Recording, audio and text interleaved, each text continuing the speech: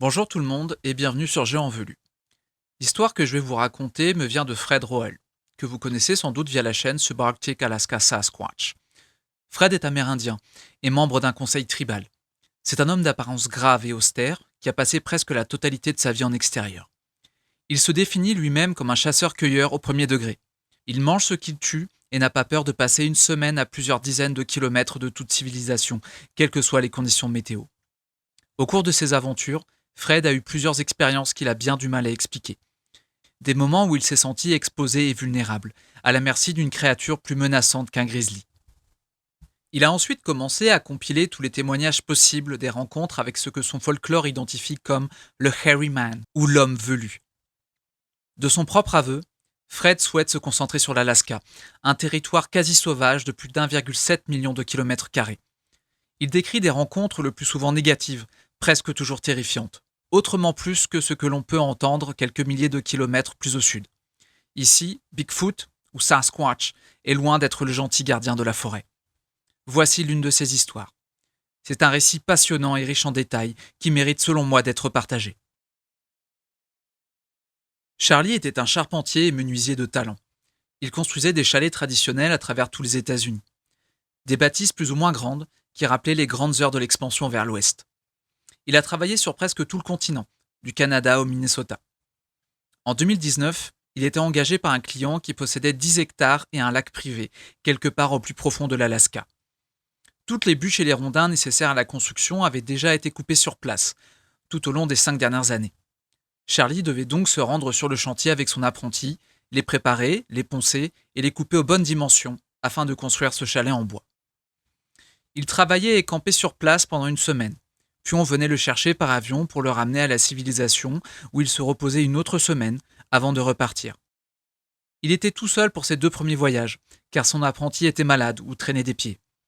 Il s'affairait donc seul, coupait, ponçait et assemblait les éléments de cette cabane de 2 étages. Elle n'avait pas de fondation à proprement parler. Le plancher reposait sur des pilotis d'environ 75 cm de haut. L'apprenti revint pour le 3e voyage, qui eut lieu au mois de juin. Charlie avait ses doutes concernant la motivation du jeune homme, mais décida de lui accorder une seconde chance. Il leur restait quelques heures de travail à la fin du 4e jour, et la fatigue commençait à se faire sentir. Alors qu'il travaillait, il demanda au gamin d'aller chercher quelque chose du côté de la pile de rondins qu'il stockait, à la lisière de la forêt. Charlie avait un système de couleurs pour les classer, et peignait les bouts d'une couleur particulière en vue de leur utilisation. Il envoya donc son apprenti chercher un rondin spécifique. Les morceaux de bois faisaient 4 ou 5 mètres de long, et il suffisait que le jeune homme y attache une corde pour les tirer sans trop de difficulté jusqu'à son lieu de travail. Alors que l'apprenti partait remplir sa mission, Charlie reporta son attention sur le lac. L'étendue d'eau était en forme d'amande, et le chantier se trouvait sur une petite péninsule. La porte du chalet faisait face au lac et à un ponton servant à amarrer l'hydravion. L'engin était le seul moyen de se rendre dans ce petit coin de paradis inaccessible. L'endroit était parfait, avec une vue imprenable sur un panorama naturel d'une rare beauté, comme seul l'Alaska en a le secret. Charlie avait cependant du mal à se concentrer sur sa tâche. Il ne pouvait pas s'empêcher de regarder de l'autre côté du lac, sans trop savoir pourquoi. C'est à ce moment que son apprenti revint, blanc comme un linge. Le jeune homme se planta devant lui et lâcha timidement. Il y a un ours qui me regarde debout derrière le tas de bûches. Si les ours étaient plutôt communs sur l'immense propriété, Charlie n'en avait pour l'instant aperçu aucun. Si bien que son fusil de chasse calibre 12 était encore dans sa housse, à l'intérieur de sa tente. Pestant devant tant de complaisance, il courut chercher l'arme et s'assura qu'elle était bien chargée. Les 2 hommes parcoururent les 200 mètres qui les séparaient de la lisière de la forêt et de leur stock de matériaux. L'apprenti fermait la marche, et Charlie ne pouvait s'empêcher de remarquer à quel point le jeune homme était nerveux. Une fois sur place, il fut frappé par le silence de mort qui régnait. Pas de chant d'oiseaux, ni de vent. Rien. Le silence était pesant et lui faisait froid dans le dos. Il regarda autour de lui, mais ne décela rien d'anormal. Il décida alors de faire le tour de la pile en question à la recherche d'empreintes. Il félicita dans le même temps son apprenti d'avoir gardé son sang-froid et de ne pas avoir provoqué l'animal. Il n'avait maintenant plus qu'à le faire fuir.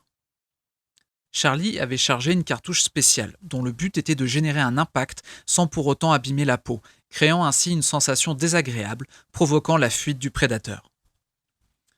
Alors qu'il faisait le tour de la pile de bois, il réalisa que c'était la plus haute et qu'elle culminait à près de 2 mètres. Seul un animal de taille gargantuesque pouvait regarder par-dessus le sommet du tas de rondins en se tenant debout. Il jeta un coup d'œil par terre, mais ne trouva rien de concluant, la faute aux innombrables morceaux d'écorce qui jonchaient le sol. Il se redressa et tendit l'oreille, mais n'entendit ni ne vit rien qui sorte de l'ordinaire. Il se tourna alors vers l'apprenti et lui dit qu'il commençait à se faire tard et qu'ils allaient finir la journée plus tôt. Ils rebroussèrent chemin jusqu'au chantier et à la grande tente qu'ils occupaient.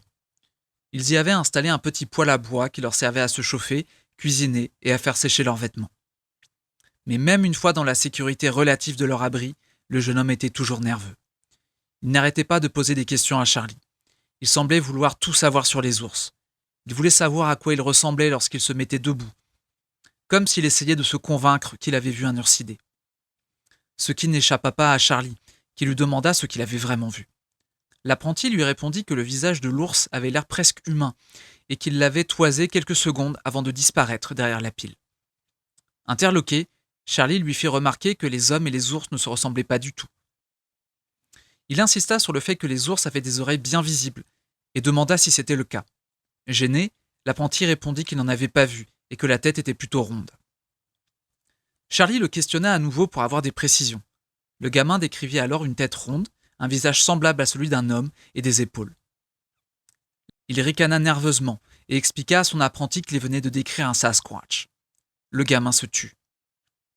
Charlie tenta de le rassurer, l'invita à manger, à se détendre et lui assura que tout allait bien se passer. Alors qu'il commençait finalement à s'endormir, ils tressaillirent en entendant un hurlement. Le cri était si puissant et si long qu'il résonna jusque dans la structure métallique des lits de camp. L'apprenti se redressa d'un bond. Il tremblait comme une feuille. Charlie, lui, était toujours allongé et tentait de digérer ce qu'il venait d'entendre. L'apprenti commençait à s'habiller à la hâte, avec des gestes frénétiques. Charlie essaya de le calmer tant bien que mal, tout en tentant de sauver les apparences, car les deux hommes étaient terrifiés. Ils se sentaient à la fois exposés et vulnérables. Le gamin voulait être prêt à s'enfuir, voire même à se battre s'il devait en arriver là. Il répétait que ce qu'il venait d'entendre n'était ni naturel ni normal. Charlie essayait toujours de le calmer, faisait remarquer qu'il n'en savait rien et qu'il ne connaissait pas tous les sons de la forêt. Il parvint peu à peu à détendre le jeune homme. Pour changer de sujet, il lui parla des différents chantiers sur lesquels il avait travaillé, jusqu'à ce que le gamin s'endorme finalement. S'il arrivait à faire illusion, Charlie tremblait en vérité de tout son être et avait envie de hurler. Il était allongé dans la pénombre, les yeux grands ouverts, son arme contre lui. Il fixait la mince toile de la tente, un rempart bien maigre contre ce qui rôdait à l'extérieur.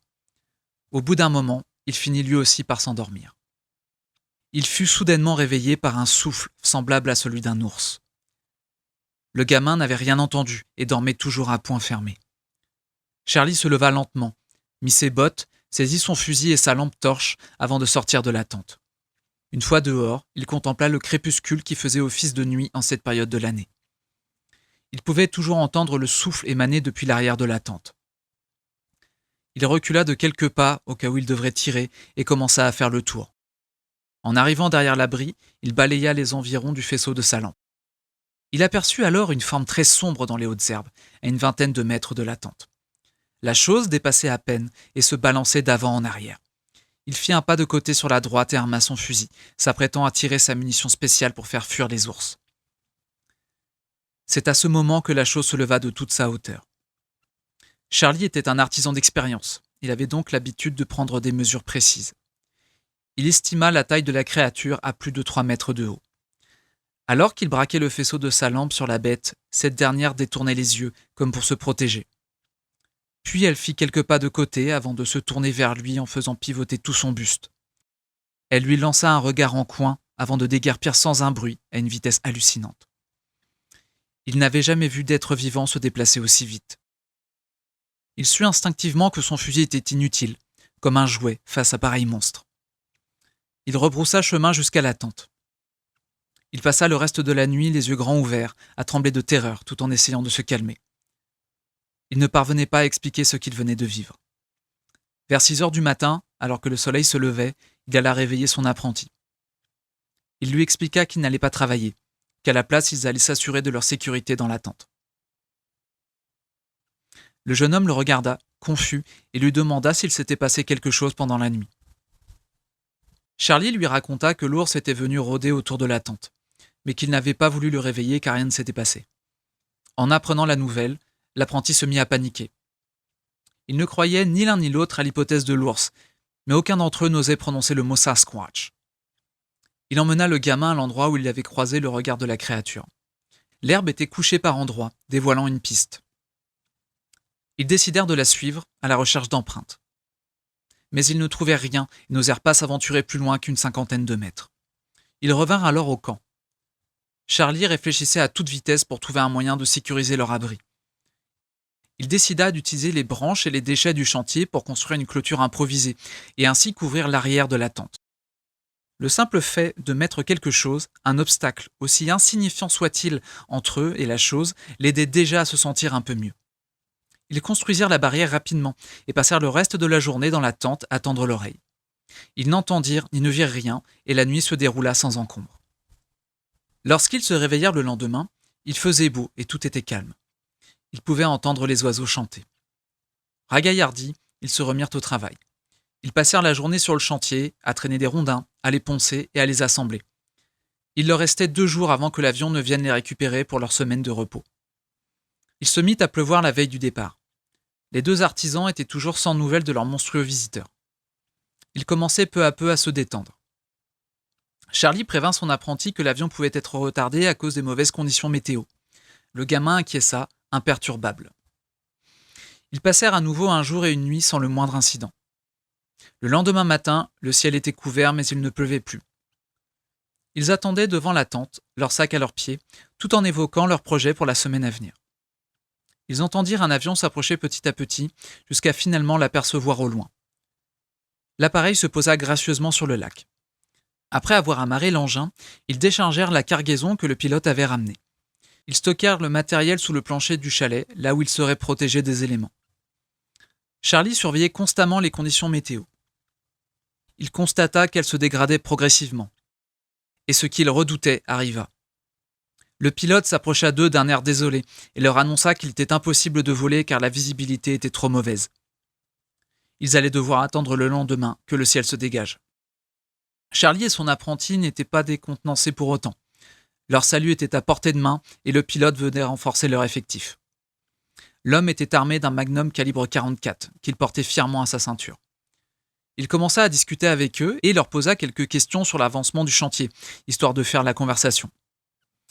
L'apprenti s'avança soudainement et lâcha d'un ton sec. « Je crois que j'ai vu un Bigfoot. » Le pilote ricana et lui demanda ce qu'il voulait dire. Les 2 artisans lui racontèrent alors toute l'histoire. Le pilote prit un air grave et demanda à Charlie s'il le faisait marcher. Ce dernier lui fit signe que non. Il lui montra la clôture de fortune et lui expliqua qu'il l'avait construite pour se protéger. Le pilote se montra vaguement inquiet, puis répondit qu'avec un peu de chance, Bigfoot les laisserait tranquilles ce soir. Charlie émit un rire nerveux. Cette nuit-là, juste avant l'aube, il fut réveillé par un cri long et déchirant qui résonna partout autour d'eux. Il semblait venir de la forêt, de l'autre côté du lac, à l'endroit où commençait la montagne, à bonne distance du camp. L'effet fut immédiat. Alors qu'ils s'habillaient, Charlie expliqua au pilote que c'était ce qu'ils avaient entendu quelques jours plus tôt. Ils jetèrent ensuite un œil à l'extérieur pour constater l'état de la météo. Malheureusement pour eux, les conditions étaient encore pires que la veille. Le camp baignait dans une épaisse brume que la lumière du jour ne parvenait pas à dissiper. Ils étaient en train d'évaluer leurs options lorsqu'ils entendirent un autre cri, plus court et plus proche. Charlie tendit l'oreille. Il ne savait pas pourquoi, mais il y avait quelque chose d'agressif et de violent dans ce dernier cri. Ils décidèrent donc de charger toutes leurs affaires dans l'avion pour être prêts à partir dès que le ciel se dégageait. Ils mangèrent leur petit déjeuner en silence, tout en jetant des coups d'œil nerveux en direction du lac et de la lisière de la forêt.